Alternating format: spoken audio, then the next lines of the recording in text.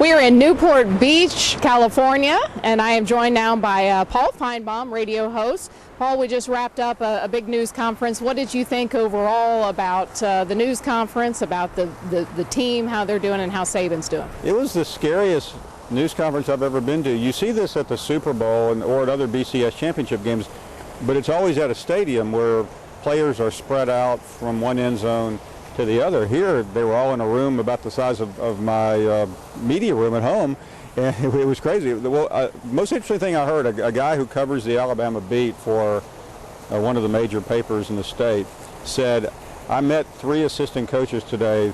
I've never shaken hands with them because the assistant coaches, as most people know, are off limits. I had a good time just talking to a bunch of the walk-ons who had about as much purpose in that room as I did.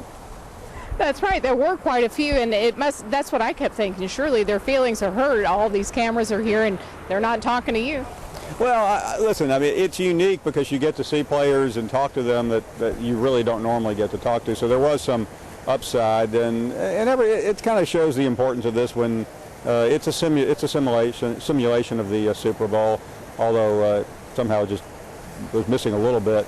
But my favorite part of it was watching Nick Saban for 1 hour sit there like a tiger in a cage at the zoo with people gawking at him, and he had to talk, and he couldn't say last question. He couldn't yell at anyone, and I talked to one of his assistants right during the press conference, and he said Coach Saban just got himself mentally ready for this, but I imagine he just blew up on the bus going back to the hotel.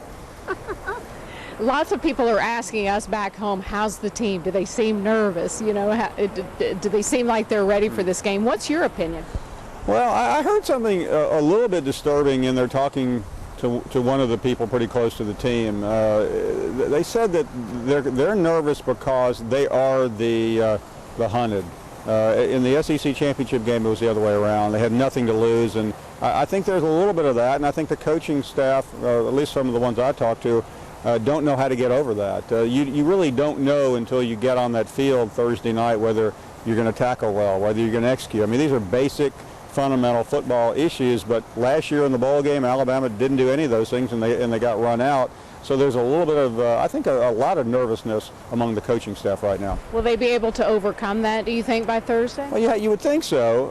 I mean, Nick Saban has been on this stage before, and I think the first time you're on this, you really don't know what you're getting into. But he's been involved with Super Bowl teams. He's been involved in national championships. So he goes back to a book, and they do the same thing. He's a creature of habit, but it's still a little bit of a wild card. It's like someone in the TV business. You get in front of the camera and all of a sudden you can't get your words out. Some days are good, some days are not. Same way with a football team, particularly when you haven't played in a month.